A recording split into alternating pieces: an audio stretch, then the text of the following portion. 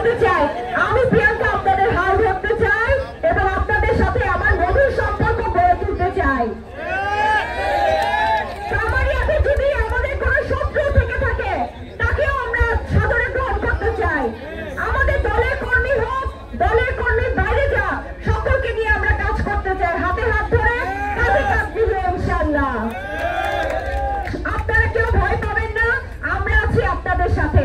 এবং আপনারা শেরপুর সদর এক আসনে দেখেছেন, অন্য সারা বাংলাদেশের সাথে মিলিয়ে দেখে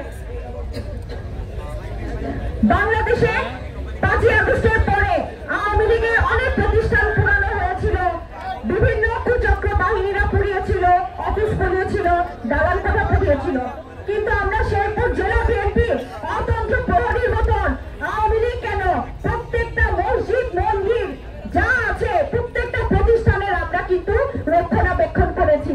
কোনো কিছুর কিন্তু ক্ষয়ক্ষতি হয় নাই, কারো বাসা ভাঙা হয় নাই, কারো ব্যবসা প্রতিষ্ঠানে হাত দেওয়া হয়নি। এই দিক থেকে আমরা কি শেরপুর, আমরা সর্বপ্রথম কি শেরপুরবাসী, আমরা সবাই সবার আত্মীয়, সবাই সবার প্রাণের কাছের মানুষ, সুতরাং আমরা কেউ কারো ক্ষতি করব না ইনশাআল্লাহ। আপনারা ভরসা রাখুন এবং ধানের শীষের প্রতীকের পক্ষে থাকুন। আমি ইনশাআল্লাহ আবারও আসবো। এখন আমরা তারাকান্দি বাজারে তারেক রহমানের 31 দফা লিফলেট বিতরণ করতে যাব, আপনারা সবাই আমাদের সাথে থাকবেন।